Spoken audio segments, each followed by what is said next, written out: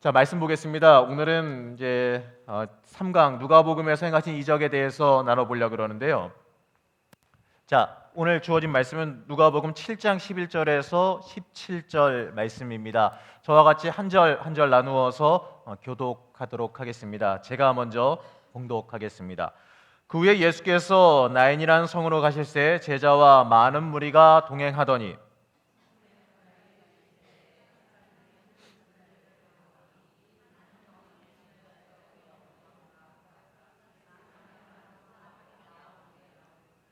주께서 과부를 보시고 불쌍히 여기사 울지 말라 하시고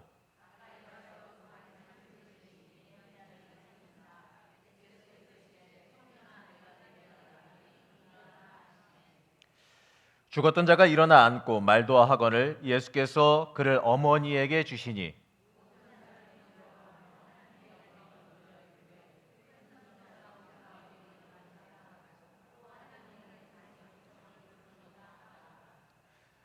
자, 마지막 절 같이 봉독하겠습니다. 예수께 대한 이 소문이 온 유대와 사방에 두루 퍼지니라. 아멘. 할렐루야. 위에 가서 한번 해보니까요, 답답해서 그냥 걸어 나왔습니다. 이게 편해요. 자, 여러분, 한 주 동안 어떻게 지내셨는지요? 이 기적에 대해서 지금 배우고 계시고 나누고 계시는데, 이 기적이 성경에 기록되어 있는 뜬금없는 이야기나 아니면 과거에 있던 이야기나 예수님이 살아계실 때만 해당되는 이야기가 아니라는 걸 여러분들 아시기 바랍니다. 우리가 보는 기적이 우리에게 메시지로도 다가오고 또 우리에게 현실로도 다가올 것을 믿으면서 믿음의 눈으로 바라보시기 바랍니다. 믿음은요, 바로 기적을 가능하게 만듭니다. 그리고 기적이라고 하는 건, 성경에서 기록된 기적은 그냥 과거에 이런 일이 있었다는 사실을 알려주는 것이 아니라 그걸 통하여서 우리의 현실 속에서도 그 기적이 내 것이 된다는 것을 보여주기 위함도 우리가 잊지 말아야 될 것입니다. 오늘 보는 기적들, 이 누가복음에서 보는 기적들은 제가 나중에도 설명하겠지만 병자 고침에 대한 이적의 이야기가 참 많습니다. 누가가 의사여서 그런지 몰라도 거기에 대해서 굉장히 그런 부분들이 많이 기록되어 있는데, 이걸 보시면서 병 고침의 이적이라는 건 지금 현실에서도 많이 일어나고 있는 이적이거든요. 가장 많이 빈번하게 일어나고 있는 기적 중에 하나가 이 병 고침의 기적이 아닌가 생각되어집니다. 누가복음을 보게 되면 이 병 고침의 이적이 굉장히 많이 있어요. 이걸 보면서 우리도 하나님의 기적이 임하기를 소망해 보시는 귀한 시간 되시기 바랍니다. 자, 우선 누가복음에 나오는 이적의 이 특징을 한번 볼 필요가 있는데, 자, 이 누가는 마가 못지않게 이거 넘겼다고 이거 벌써 보여주시면 안 되는데, 네, 그렇죠. 그냥 놔두세요. 자, 마가 못지않게 이 예수님의 기적 활동에, 이적 활동에 대해서 많은 관심을 가지고 있었습니다. 자, 이 누가복음에서만 이적에 대해서 다루고 있는 것이 아니라 그 속편, 누가복음의 속편이 뭐죠? 왜 모르는 척을 하고 계세요? 사도행전. 이 사도행전에도 계속해서 이적의 이야기가 나오고 있어요. 거기에 대해서 계속해서 관심을 가지고 있는 걸 우리가 보게 됩니다. 이 전편이라고 부를 수 있는 누가복음에서는요, 예수님의 이적 이야기를 소개하고, 후편인 사도행전에서는 예수님의 제자인 베드로와 바울의 이적의 이야기를 소개하고 있어요. 그리고 스데반과 빌립의 그 기적 활동에 대해서도 요약적이긴 하지만 나타내 기록하고 있습니다. 이 누가는 이적을 복음의 본질적인 활동에 속하는 것으로서 나타내고 있다는 거죠. 도구가 아니라 기적 활동도 복음의 본질이다라고 여기는 겁니다. 자, 예수님은 12제자들을 파송하실 때에 70인의 제자들을 파송하실 때에 둘 다 병을 고쳐주라는 명령을 하세요. 그게 바로 이 두 가지의 말씀인데요. 한번 봉독해 볼까요? 9장 1절부터 한번 봉독해 보시겠습니다. 시작.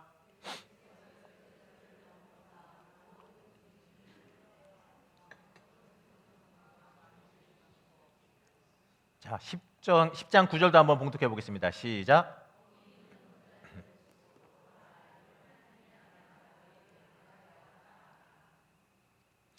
자, 이 기적이라고 하는 부분은요, 예수님이 살아 계셨을 때만 한정되는 사건이 아니라 예수님 이후에도 제자들을 통하여서 계속해서 나타났던, 그리고 나타나고 있는 사건입니다.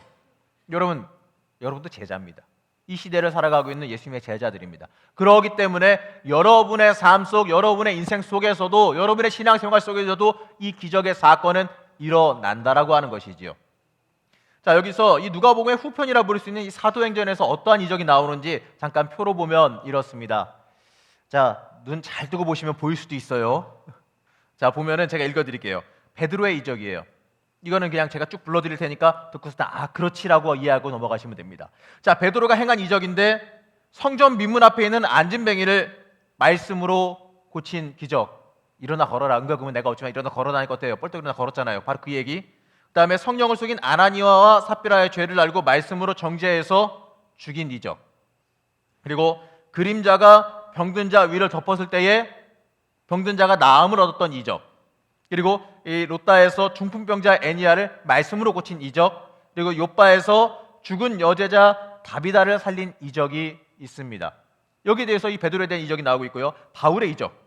박수 엘루마가 바울의 말에 따라 소경이 됐던 이적이 있습니다. 그리고 루스드라에서 나면서부터 안진뱅이였던 사람을 고친 이적이 있고요. 이 빌립보에서 귀신 들린 여정을 고쳤던 이적이 있습니다. 이 또 바울의 몸에 있던 손수건이나 앞치마를 병자 위에 얹으니까 어떻게 됐다고요? 병자의 병이 더 중해졌더라? 아니죠, 나았더라. 바로 이러한 이적. 그리고 유두고라고 많이 들어보셨지요? 이 드로아의 3층에서 떨어져 죽은 청년 유두고를 살린 이적이 있습니다. 그리고 열병과 이지를 앓던 이 보블리오의 부친을 기도와 안수로 고친 이적이 있습니다. 그리고 스데반은 6장 8절에 이렇게 말해요. 이 스데반은 은혜와 권능이 충만하여 백성 가운데서 큰 기사와 표적을 행하고 있었습니다.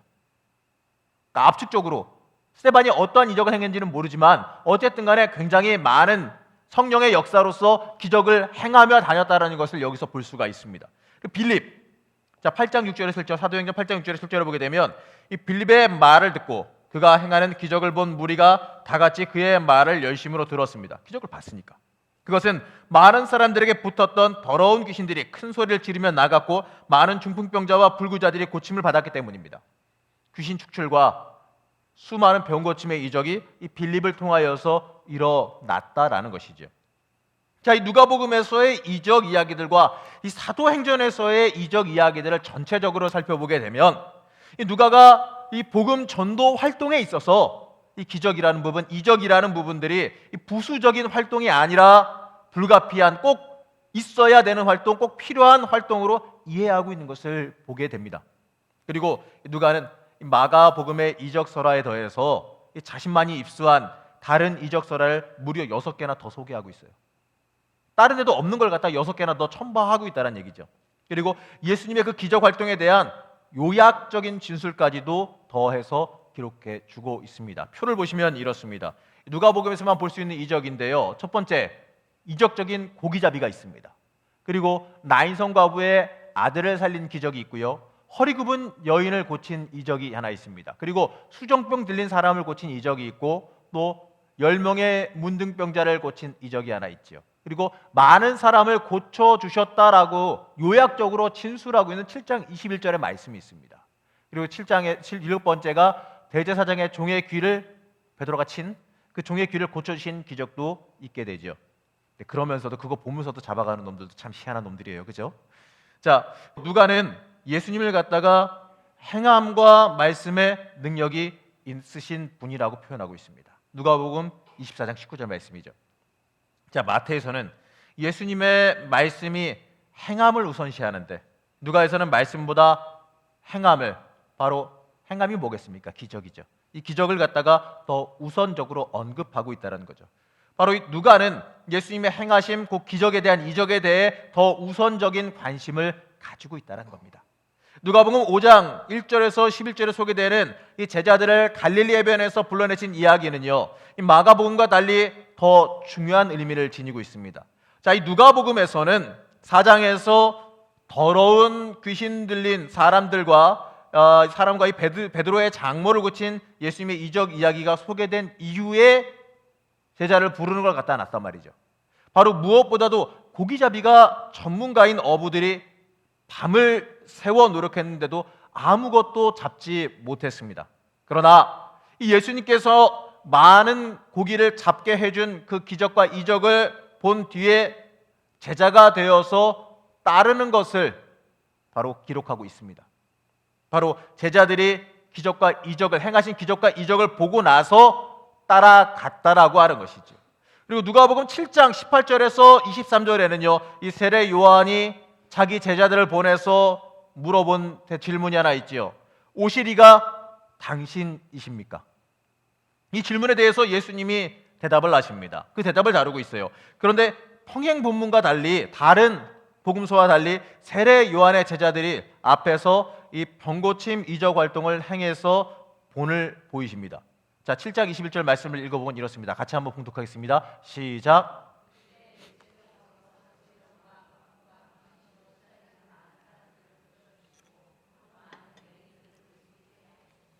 해주셨습니다. 왜 이렇게 오타가 자꾸 많은지 참 오타는 넘어가 주시고요. 자, 누가는 이러한 이 편집을 통하여서 예수님이 본인 스스로 메시아라고 하는 것을 증명하기 위해서 기적과 이적을 행해서 보여주셨다는 얘기죠. 백문이 불여일견이라 그러지 않습니까? 뭐 백날 말로 하느니 내가 직접 보여주마. 자, 기적 행했다. 봐라. 이거죠. 누가에게 있어서 예수님은 말이죠, 이 세례 요한의 질문에 대한 행동으로요, 이적을 적극적으로 행하시면서 대답해 주십니다. 그리고 누가복음에 나오는 그 기적들의 특징을 보면 이러한데 표 한번 보시죠. 자, 제가 숫자를 한번 정해봤어요.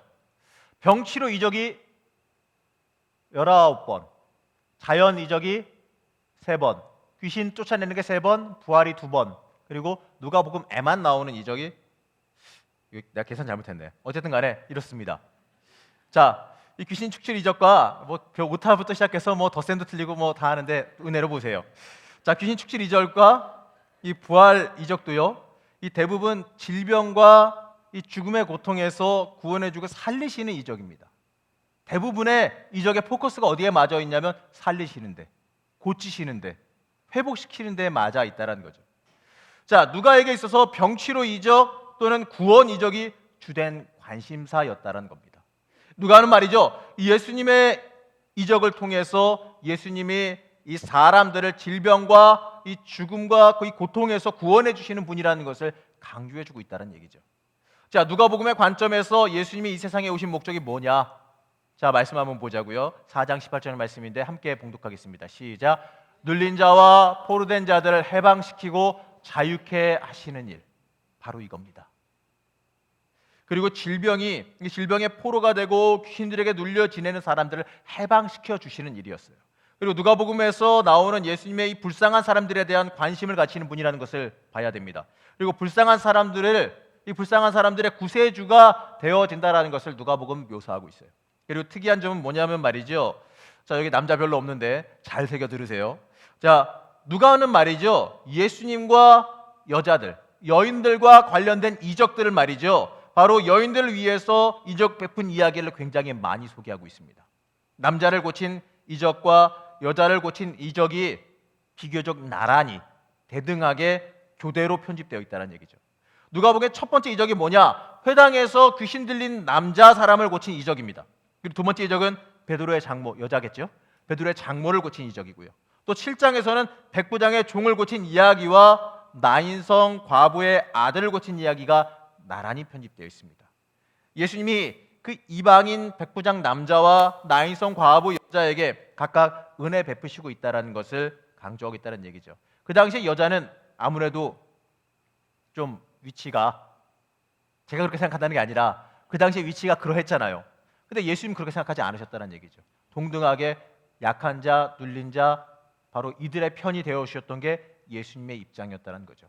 예수님의 예수님이 행하신 기적과 이적의 방향은 많이 가진 자, 높은 자, 잘난 자를 위한 게 아니라 만일을 위한 기적이기도 했지만 억눌린 자, 약한 자, 낮은 자, 힘들고 병든 자, 도저히 내가 힘들고 어려워서 아무것도 못하겠는 자, 이들에게 향해 있다는 얘기죠. 그리고 죄인, 아이고 내가 죄가 너무 많은데 감히 예수님께서 나 같은 걸 구해주실까, 도와주실까? 아니란 얘기죠.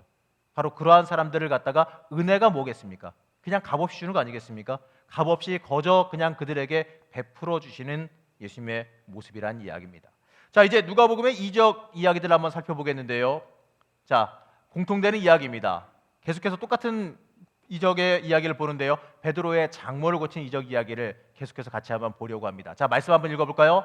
자, 저랑 같이 한번 교독해서 읽어보겠습니다. 아니, 함께 읽죠. 2절이니까. 자, 같이 시작하겠습니다. 시작. 예수께서 일어나 회당에서 나가사 시몬의 집에 들어가시니 시몬의 장모가 중한 열병을 앓고 있는지라. 사람들이 그를 위하여 예수께 구하니 예수께서 가까이 서서 열병을 꾸짖으신데 병이 떠나고 여자가 곧 일어나 그들에게 수종드니라.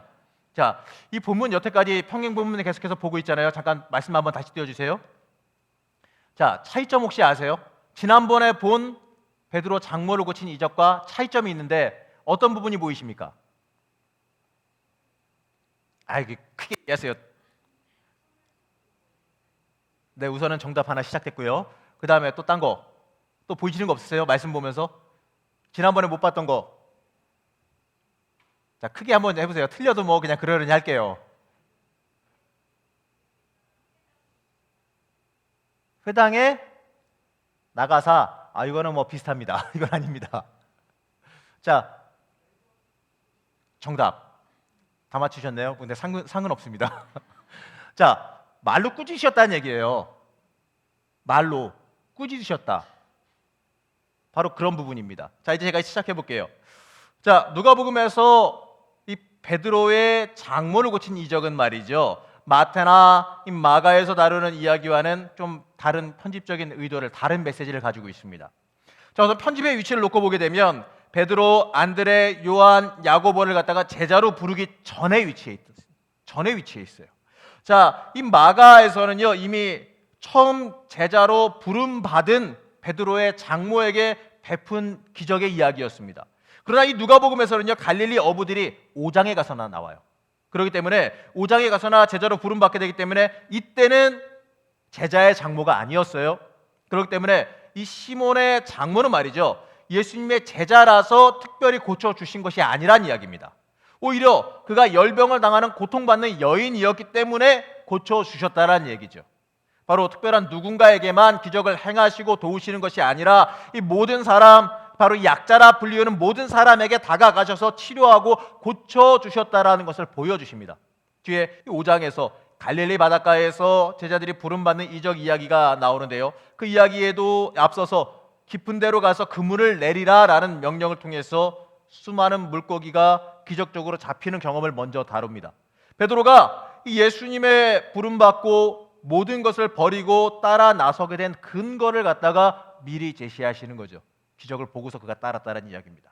바로 베드로는 예수님의 부름을 받고 따르기 전에 이미 예수님께서 자신의 장모에게 행하신 기적을 경험했고요, 그리고 자기를 통해서 놀랍고도 많은 엄청난 물고기를 잡게 하신 기적과 이적을 경험했습니다.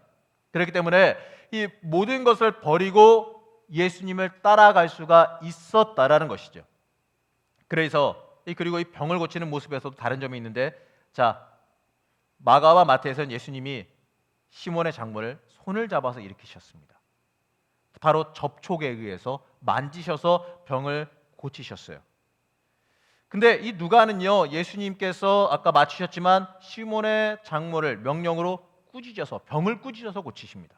바로 앞의 이적이 이 꾸짖음으로 귀신을 내쫓았던 예수님이 여기서도 꾸짖음으로 열병을 떠나게 하셨다라는 이야기예요.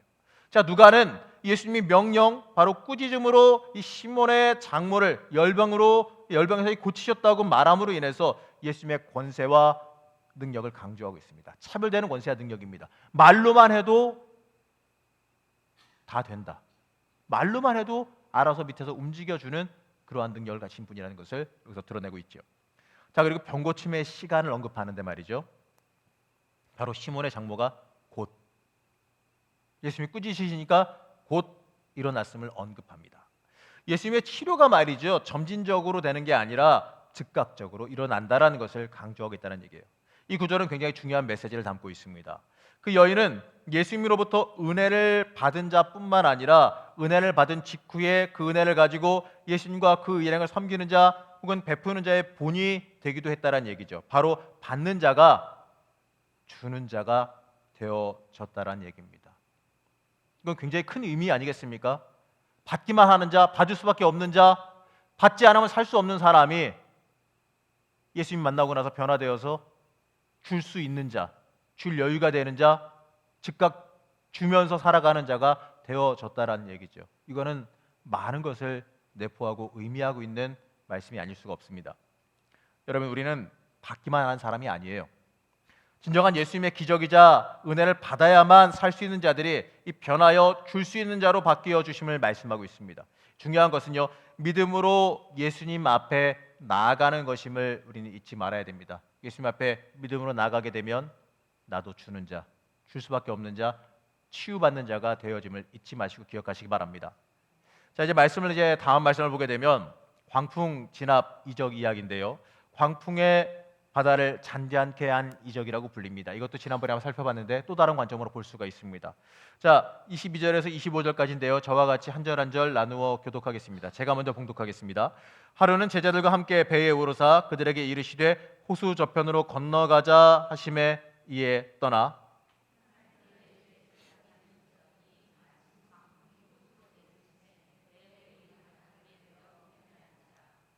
제자들이 나와 깨워 이르되 주여 주여 우리가 죽겠나이다 한데 예수께서 잠을 깨사 바람과 물결을 꾸짖으시니 이에 그쳐 잔잔하여 지더라. 함께 읽습니다.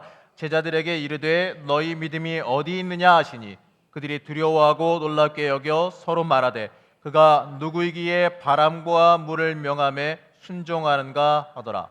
아멘. 자, 이 복음서에 기록된 모든 이적과 기적의 이야기는 말이죠, 단순한 역사적인 사실을 전달하는 데에 그 목적이 있지 않습니다. 모든 기적의 이야기는 말이죠, 나름대로 신앙적으로 우리를 지도하고 가르치는 데에 목적을 두고 있어요. 자, 이 누가복음에 기록된 광풍 진압 이적 이야기가 이분이 누구이시기에 바다와 바람이 그 앞에서 순종하는가, 이 질문으로 끝나는데 이 대답이 주어지지 않은 이 질문 말이죠, 이 구약에서 바다와 광풍을 진정시킬 수 있는 여호와 하나님의 능력을 강하게 암시해 주고 있다는 겁니다. 이 모든 만물의 주인 되어지는 하나님의 능력을 예수님이 가졌다라는 것을 갖다가 암시해 주고 있다는 얘기죠. 그렇기 때문에 이 이적 이야기는 말이죠, 예수님의 진정한 정체, 예수님은 누구신가, 예수님이 누구시냐에 대한 정체를 밝히기 위한 바람과 바다를 지배하며 다스리시는, 이 자연을 지배하시는 이분이 누구신가에 대한 질문에 답을 주기 위한 내용으로도 읽을 수가 있습니다. 누가는 말이죠, 이 광풍 진압 이적 이야기뿐만 아니라 이후에 이 4개의 이적 이야기가 나오고 헤롯 왕의 입을 통하여서 9장 9절에서 이 사람이 누구인가라는 굉장히 기독론적인 질문입니다. 예수님은 누구신가에 대한 질문이 바로 이 기독론적인 질문이라고 하는데요, 이 기독론적인 질문을 제기합니다. 그리고 9장 18절에서 다시 한번 예수님 자신의 입을 통해서 제자들에게 사람들이 나를 누구라고 하느냐라는 질문을 하게 되죠. 자, 여기서 누가복음에서 누가가 관심하고 있는 것은 바로 뭐냐면 예수님은 누구시냐라는 문제를 밝히는 겁니다. 자, 여러분은 예수님을 누구라고 생각하십니까? 누구십니까? 그냥 성경에 나오는 인물 중에 하나입니까? 아니면 나의 진정한 주인 되십니까? 그렇죠. 뭐 말해봤자 뭘 하겠습니까? 100% 정답인데요. 자, 표 하나 보겠습니다. 표는 아니고요. 하여튼 뭐 한번 넘겨주시면, 자, 설명이 나오는데 쭉 하면 이제 설명을 넘어갈게요. 자, 마가의 경우는 말이죠, 로마의 박해 가운데에서 이 죽음의 위협을 당면하고 선생님이여 우리가 죽게 된 것을 보지 않으십니까? 라고 이 부르짖던 당시의 기독교인들을 향해서 대답을 하려고 합니다. 예수께서 일어나시기만 하시면 이 박해와 폭풍을 금방 진정시킬 수 있음을 확신시키는 데에 주된 목적이 있어요. 이 광풍진압 이적 이야기에 대한 평행 본문들에 대한 해설입니다. 자, 근데 마태는요, 이 이야기를 갖다가 제자직에 관한 교훈으로 이용했지요. 제자가 된다라고 하는 것은 예수님을 따라서 폭풍과 죽음의 위협까지 받는 지경까지도 담대히 감당하며 나갈 수 있어야 된다라는 것을 가르치고 있습니다. 자, 마가가 말하는 것은요, 이 당시의 그 박해와 폭풍 정말 어렵게 죽음에까지 직면해 있는데 그거를 예수님이 다 해결할 수 있다라는 것을 강조하고 있었고, 마태는 제자직에 관한 교훈을 말해요. 그러나 오늘 보는 이 누가는요, 좀 달라요. 예수님의 능력과 행동을 강조하려는 데 주된 목적이 있어요. 예수님은 누구신가? 라는 질문을 제기하고 그 다음에 예수님의 능력과 행함을 보여주면서 예수님이 누구시다라는 것을 사람들이 스스로 입으로 고백할 수밖에 없게 만들겠다는 거죠. 그래서 예수님의 그 구원의 행동, 바로 기적으로 인해서 제자들이 모든 위협으로부터 구원받게 되는 것을 보여줍니다. 이 마태에서 제자들이 예수님을 따를 때 위험에 직면하게 되는 것이 강조됐다면, 누가에서는 예수님이 잠잘 때, 즉 예수님이 아무것도 행동하지 않으실 때 제자들이 위험에 처하게 되는 것을 보게 됩니다. 이걸 강조하는 거죠. 누가의 본문에서는요, 다른 복음서와 달리 사나운 바람이 호수를 쳐서 배에 물이 가득 차 위험하게 된 그때가 이 제자들이 배를 젓고 있고 예수님이 잠드셨을 때였다라고 기록합니다. 제자들이 아무리 애쓴다라고 할지라도 말이죠, 예수님께서 잠드셔서 아무런 행동도 하지 않으실 때가 이 제자들이 위기를 맞이하게 될 때라는 것을 말하려는 겁니다. 동시에 말이죠, 누가는 예수님께서 일어나서 제자들을 위해서 행동을 취하실 때, 일어나서 제자들을 위해서 움직이실 때, 바다를 꾸짖으실 때, 그때 어떠한 위협으로부터라도 구원받을 수 있다라는 것을 강조하고 있습니다. 한마디로 예수님 뜻이면 모든 게 해결된다는 얘기죠. 누가복음에서 예수님의 공생의 활동은요, 성령의 능력으로 혹은 하나님의 능력으로 시작됩니다. 그렇기 때문에 예수님의 능력이 그의 제자들을 위험으로부터 구원하는 데 사용되어지는 것은 어찌 보면 당연할지도 모릅니다. 여기서 말이죠, 우리는 예수님이 누구신가에 대한 답을 읽을 수 있게 됩니다.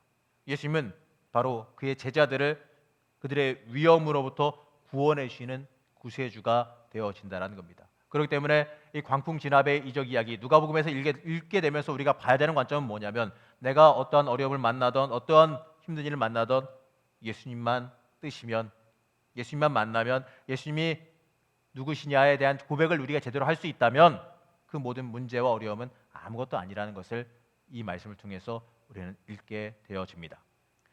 자, 이제 보게 되면 세 번째인데요, 나인성 과부의 아들을 살리신 이적의 이야기입니다. 오늘 읽었던 본문인데요, 사실은 이게 중첩이 안 되길래 이걸 갖다 본문으로 삼은 것뿐입니다. 어쨌든 간에 다시 한번 봉독해 보죠. 까먹었을 가능성이 많으니까요. 저부터 한번 같이 봉독하겠습니다. 그 후에 예수께서 나인이라는 성으로 가실 새에 제자와 많은 무리가 동행하더니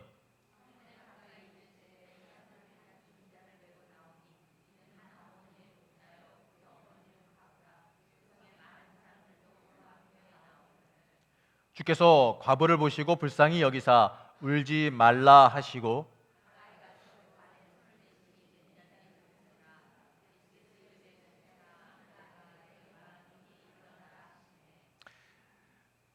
죽었던 자가 일어나 앉고 말도 하거늘 예수께서 그를 어머니에게 주시니,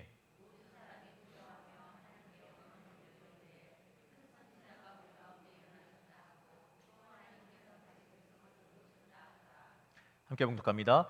예수에 대한 이 소문이 온 유대와 사방에 두루 퍼지니라. 아멘. 자, 오늘 우리가 함께 읽은 이 이적의 이야기는요, 모든 복음서 중에서 오직 누가복음에만 나옵니다. 누가복음에만 나오는 이적의 이야기입니다. 이 이적은 말이죠, 나인성 과부의 아들을 살린 이적이라고 이제 제목을 붙일 수가 있어요. 이 이적의 이 구조적인 위치를 한번 우리가 볼 필요가 있는데, 자, 바로 앞에 7장 10절에서는요, 예수께서 병들어 죽게 된 백부장의 종을 살린 이야기를 소개하고 있습니다. 그리고 그 뒤에 바로 오늘의 말씀인 누가복음 7장 11절에서 17절, 이미 죽은 자인 나인성 과부의 아들을 살리는 이야기를 말하고 있습니다. 앞에서 이야기한 백부장의 종을 살린 이야기에서 보게 되면, 누가는 마태복음에서 나오는 평행 본문의 내용, 중풍병으로 집에 누워 몹시 괴로워했다를 갖다가 7장 2절에서 병들어 죽게 된 종이다라고 말로 고치고 있습니다. 아마도 누가는요, 이 과부의 이 죽은 아들을 살린 이야기와 나란히 연결시켜서 좀 편집하기 위해서 이렇게 바꾸지 않았나 생각되어집니다. 다시 말하면 이렇게 정의할 수가 있죠. 죽게 된 자, 죽은 자. 죽게 된 자와 죽은 자의 이야기를 갖다가 나란히 붙여놓고 소개하고 있다는 겁니다. 자, 이건 무엇이냐? 죽게 된 자와 죽은 자 다 예수님께서 살리시고 건지실 수 있다는 것을 이야기하는 것이죠. 누가는 이 두 사건을 서로 결합해서 이 4장 16절에서 30절 사이에 이 엘리야와 엘리사의 전례를 강조하고 있는 예수님의 그 나사렛 회당 설교의 성취를 나타내려는 것으로 좀 보입니다. 그 내용을 대충 살펴보면, 예수께서 이 안식일에 나사렛 회당에 나가서 이사야 61장 1절의 글을 읽었습니다. 그 내용은 이러한데요, 함께 보시겠습니다. 없어요? 내가 안 만들었구나. 체크내놓고 만들진 않았네요. 제가 봉독할게요. 자, 누가복음 4장 18절 말씀인데요, 그 내용은 주의 성령이 내게 임하셨으니 이는 가난한 자에게 복음을 전하게 하시려고 내게 기름을 부으시고 나를 보내사 포로된 자에게 자유를, 눈먼 자에게 다시 보게 함을 전파하며 눌린 자를 자유하게 하고 주의 은혜의 해를 전파하게 하려 하심이라라고 말씀하고 있습니다. 자, 엘리야 시대 때 큰 흉년이 들었었는데 이스라엘의 이 많은 사람에게 보냄을 받지 않고 시돈 땅에 있는 사렙다 과부에게 보냄을 받았고, 이 엘리사 때는 말이죠, 이스라엘의 많은 사람 중에 오직 수리아 사람 나아만에게만 보냄을 받았다라고 말씀하고 있어요. 자, 한번 생각해 봅시다. 바로 선택된 민족이라고 스스로 생각하던 이스라엘 민족이 아니라 누구에게? 이방인에게 하나님의 은혜가, 주의 은혜가 전파되어졌다라는 것이죠. 바로 이 교만에서 이 메시아를 거부하던 자들에게가 아니라 도움을 구하고 또 불쌍한 자에게 도움이 임했다라는 것을 읽게 됩니다. 이처럼 말이죠, 이 나사렛 회당 설교가 이방인 군대 장관과 이방인 과부를 섬기는 그 엘리야와 엘리사를 언급하는 반면에 말이죠, 누가복음 7장 1절에서 10절과 7장 11절에서 17절은 예수님이 엘리야와 엘리사가 했던 일, 바로 이방인 백부장을 돕고 이 과부를 돕는 일을 함으로 인해서 말이죠, 회당 설교의 계획을 실행에 옮기고 있습니다. 말로만 하신 게 아니라 실제로 다 지켜 행하신 것이 우리 예수님의 모습이라는 거죠. 자, 이런 점에서 말이죠, 오늘 말씀은 이 주제적으로 말이죠, 나사렛 회당 설교와 굉장히 밀접한 관계를 가지고 있습니다. 또 근거를 보게 되면 말이죠, 나인성 과부의 아들을 살리는 이야기는 구약에서 이 엘리야가 이 사렙다 과부의 아들을 살리는 이야기, 열왕기상 17장 8절에서 24절에 나오는 이야기인데요, 그것과 너무나도 비슷하게 구성되어 있습니다. 열왕기하 4장 32절에 37절의 말씀과 너무 비슷한데요, 첫 번째로 보게 되면 이 두 이야기 모두 다 과부의 죽은 아들이 다 다시 살아났습니다. 두 번째로는 말이죠, 이 사건이 일어난 이 장소에 대한 언급이 거의 이 똑같은 표현으로서 이루어져 있다는 겁니다. 열왕기상 17장 10절에는 말이죠, 저가 성문에 이를 때에 라고 표현해 있고, 또 누가복음 7장 12절 말씀에서 저가 성문에 가까이 오실 때에 라고 기록되어 있어요. 세 번째는 말이죠, 다시 살아난 아들이 그의 어머니에게 돌아갔다는 얘기예요. 다시 아들을 살려서 그 어머니에게 돌려줬다라고 하는 그 묘사가 히라보에서는 굉장히 아주 비슷한 단어와 비슷한 문법으로 구성되어져 있습니다. 마지막으로 말이죠, 엘리야가 이 사렙다 과부를, 그리고 예수님이 나인성 과부를 처음 만나는 장면에서도 문자적으로 굉장히 비슷해요. 이러한 유사성입니다. 근데 성경에서 볼 때에, 인용해서 할 때의 유사성을 가질 때는 어떠한 이유를 가지느냐? 같은 의미를 가지는 거거든요. 그의 능력이 그대로 임했다, 그보다 더 큰 자다, 이러한 것들을 의미하기 위해서 구약의 것을 인용하는데 비슷한 구조를 가져오게 되어 있다는 얘기죠. 그와 반면에 더 큰 자, 이러한 식의 느낌으로 가기 위해서 가져왔다라는 얘기죠. 자, 그 다음에 보게 되면 이 이야기에서요, 예수님의 능력과 행동을 강조하기보다는 오히려 예수님이 불쌍히 여기셔서 하신 행동이라는 것을 강조하고 있습니다. 바로 이 불쌍한 사람에 대한 예수님의 굉장히 지극하신 관심과 동정이 강조되어 있다는 얘기죠. 이 이적 이야기에는 말이죠, 예수님이 살린 그 과부의 아들, 그 과부의 아들이 관심의 대상이 되는 게 아니라 그 어머니인 과부가 관심의 초점이 되어지고 있습니다. 어미는 과부라, 주께서 과부를 보시고 불쌍히 여기사 예수께서 그를 어미에게 주셨다. 이 내용을 통해 읽을 수가 있는 얘기거든요. 자, 이 이야기에서 특별한 점은 무엇이냐면, 과부나 아들이나 이 친구들의 믿음은 말이죠, 전혀 언급되어지지 않고 그저 불쌍한 사람을 불쌍히 여기시는 예수님의 마음이 강조되고 있다는 겁니다. 그것이 하나님께서, 이게 예수님께서 이적을 행하신 가장 모티브, 그 동기로서 여겨진다는 얘기죠. 자, 복음 전승 가운데 예수님이 이 죽은 사람을 살린 이적으로 전해지는 것들은요, 대부분 여인들에 대한 동정에서 여인들을 위해서 베풀어주고 있는 걸 보게 됩니다. 자, 여기서도 말이죠. 예수님은 그 당시에 이중으로 어려운 삶을 살던 인물, 즉 남성 위주의 사회 속에서 이 멸시와 이 천대를 당하고 있던 여인들, 그리고 심지어 남편까지 잃어서 외롭게 이 동정의 대상이 될 수밖에 없었던 그 과부가 마지막 핏줄이자 마지막 희망인 그 외아들까지 잃어버리는 고통을 당하고 있습니다. 예수님은 그것을 보시고 나서 7장 13절에서 그를 불쌍히 여기셨다라고 말해요. 그리고 나서 그 외아들을 다시 살려주시는 은혜를 베풀어 주십니다. 자, 이 이적은 말이죠, 분명히 믿음이나 이 죄사함과 관련된 게 아니라 예수님의 그 불쌍히 여기심, 긍휼히 여기심에 관련되어져 있습니다.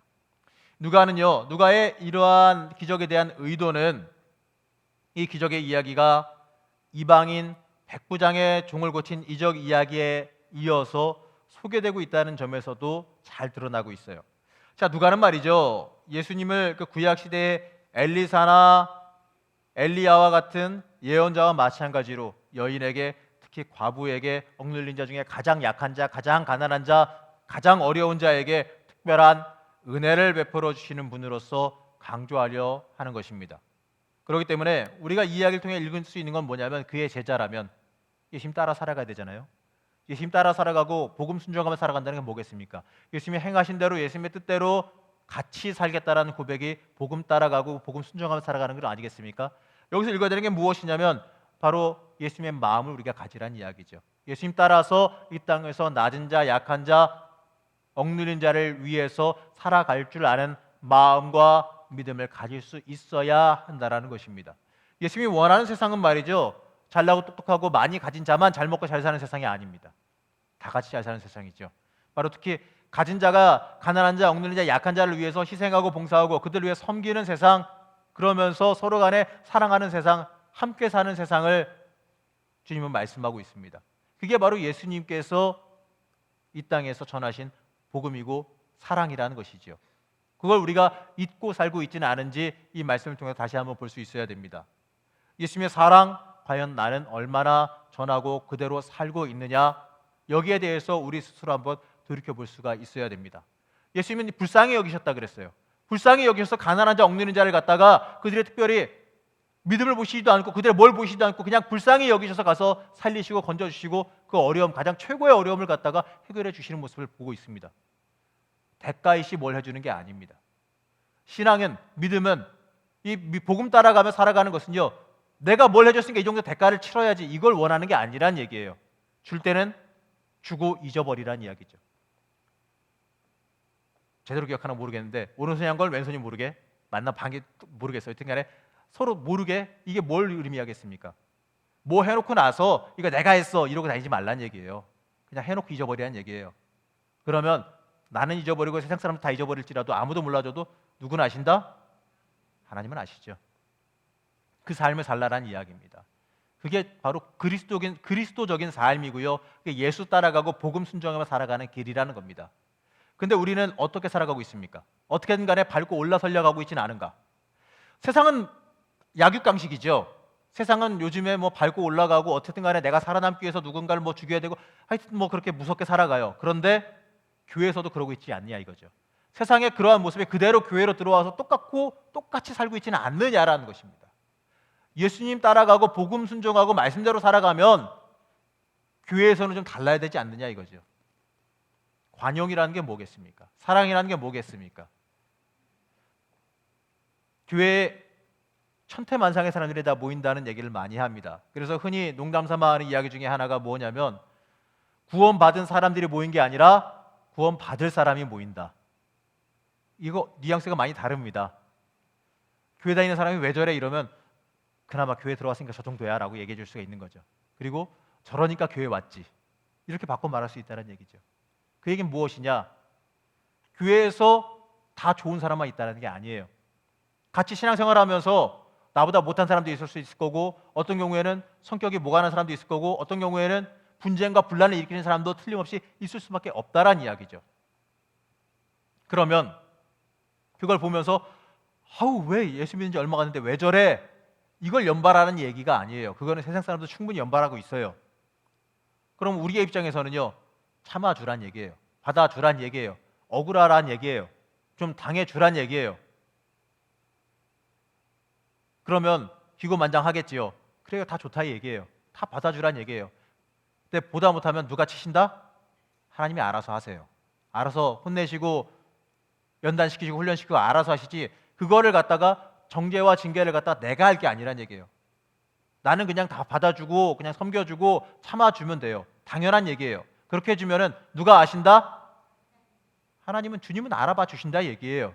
그렇기 때문에 보고선 그래, 아직 만들고 있는 중인가 보지, 이러고 넘어가시란 얘기예요. 그리고 나서 정 못 참겠으시면 화장실 가서 거울 한번 보세요. 그리고 나서 딱 한마디 속으로 해주세요. 니는, 나는 어떠냐 이 얘기죠. 그러고 나면은 좀 낫지 않을까 싶습니다. 나도 똑같거든요. 나는 안 그랬나? 물론 나는 안 그랬다고 여기실 거예요. 내가 내 모습 못 보니까. 똑같아요. 뭐 50보 100보란 얘기 있죠. 사람 보기에는 뭐 한 보가 커 보이지만 어쨌든 간에 50보나 100보나 타령은 똑같거든요. 주님 보시기에는 50보나 100보예요. 주님 안에 들어와서 은혜로 들어와 있는 거지 우리가 잘나서 들어와 있는 건 아니지 않습니까? 그렇기 때문에 우리는 예수님의 공동체 안에 살아가면서 그러한 부분을 갖다가 이야기할 수 있어야 된다는 이야기입니다. 그 말씀을 갖다가 이 나인성 과부의 이야기를 보면서 우리는 체크하고 읽을 수가 있어야 한다는 것입니다. 자, 이 이적 이야기를 통해서 볼 수 있는 것은요, 어떠한 상황 속에서도 불쌍히 여기시는 주님의 마음을 보게 된다는 것이죠. 주님이 우리 불쌍히 여기실 때 조건 따지시면 이 자리에 몇 사람이나 남아 있겠습니까? 제 개인적인 생각으로는 저 포함해서 아무도 없을 것 같습니다. 다 죄인 아니겠습니까? 주님께서 뭐 기준 정해가지고 따지시면 아무도 못 살아남아요. 주님께서 우리에게 은혜 베푸실 때 기준 안 따지시지 않습니까? 안 따지세요. 그러니까 우리도 그거 따라가야죠. 억눌린 자, 약한 자, 도움이 필요한 자에게 함께하며 도우시는 하나님의 손길을 우리가 발견하게 된다는 것을 잊지 마시기 바랍니다. 여러분, 이 말씀 보면서요, 우리가 하나님의 자녀로서 하나님의 그 온전한 손길과 이 사랑 받아들이며 감사하며 살아갈 줄 알아야 합니다.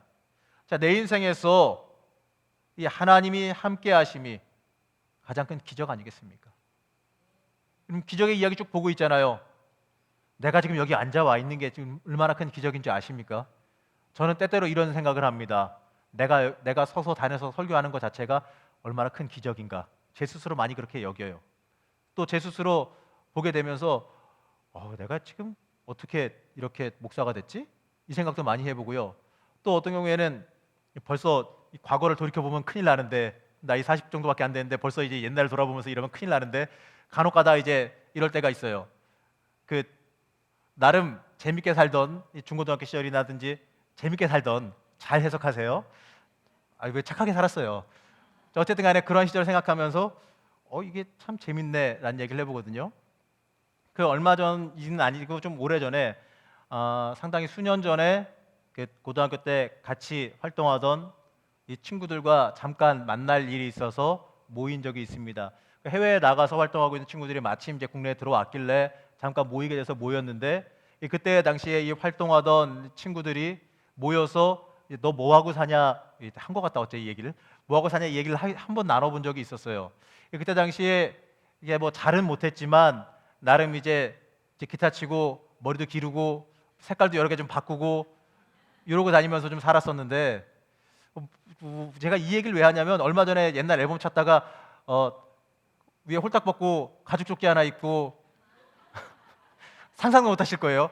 머리는 빨간색이고 거기다 선글라스 끼고 기타 하나 딸랑 메고, 기타는 또 이렇게 스티커를 잔뜩 붙여놨는지, 그리고 이제 이동욱 전사님 잘 신던데 저도 갖고 있었는데 뒤에 굽 높은 이제 웨스턴 부츠 같은 거, 이제 그런 거 신고 친구들이랑 이제 나란히 서 있는 사진이 한 장 나오더라고요. 제 아내한테도 안 보여준 것 같은데 봤나 모르겠어요. 어쨌든 간에 그 사진 딱 보고 나서 이거 내가 왜 이러고 살았지? 순간 창피해지더라고요. 그러면서 딱 보면서 야, 이때 당시에 이러고 살던 내가 다녀서서 설교를 한다? 참 희한한 일이구나 생각도 한번 해봤습니다. 근데 이제 그때 당시 친구들 만났을 때 그때 당시 같이 활동하던 친구들이거든요. 목에다 쇠사슬 감고 여름에 더워 죽겠는데 목에다 쇠사슬 감고 가죽 바지 입고 이 땀띠 때문에 고생하고 이제 그러고 나서 이제 뭐 드럼채도 뭐 일반 채가 아니라 무슨 몽둥이 같은 거 들고 다니고 이제 기타 모양도 일반적인 기타 모양이 아니라 뭐 뾰족뾰족한 거 이상한 거 들고 다니고 이제 그러고 이제 몰려다니면 제가 키가 제일 작았거든요. 대부분 이제 키가 친구들이 다 185 이상의 친구들이 다 같이 다니고 저만 제일 작았어요. 그리고 이제 같이 다니면은 웬 시커멓고 가죽 옷 입고 이렇게 뭐 좀 이상하게 생긴 애들이 머리도 색깔도 다르고 이게 쭉 걸어 다닌단 말이죠. 다니면은 길이 열려요. 사람들이 다 피하니까 길이 열려요. 그 복잡한 명동에서도 이렇게 쭉 걸어 다니면 길이 열리더라고요. 어쨌든 간에 이제 그러던 친구들이 같이 다니다가 다 이제 헤어졌습니다. 사실은 그게 고등학교 때 얘기입니다. 그러니까 이제 어떻게 다녔겠어요.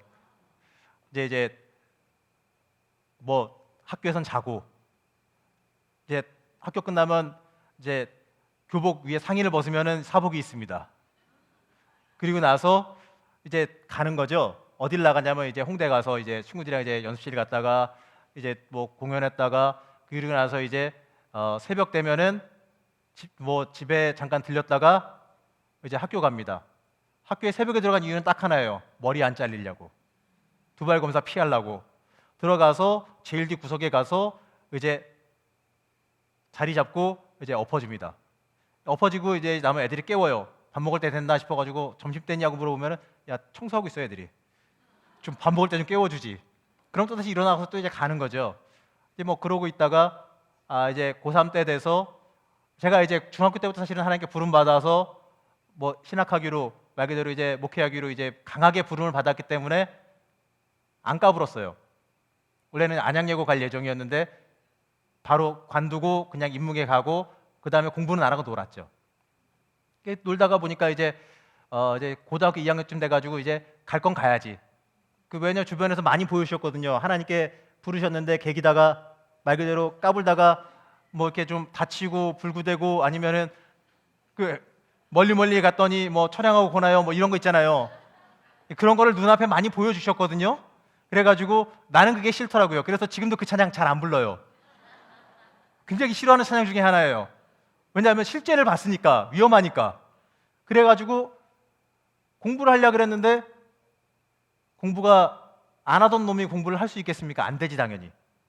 그래서 친구들과 마지막으로 결단을 했습니다. 그 친구들은 이제 전문적으로 그걸로 먹고 살 생각을 하고 있었기 때문에 뭐 서울예전이라든지 뭐 이런 데 준비하고 있고 유학 준비하고 있고 뭐 이런 친구들이기 때문에 같이 모여서 이제 마지막 공연을 하려고 그러는데 저는 이제 공부를 해야겠더라고요. 그래가지고 나 관둘게. 이랬더니 애들이 이제 멱살 잡고 난리가 나요. 네가 만들어 놓고 이렇게 하면 어떻게 하냐.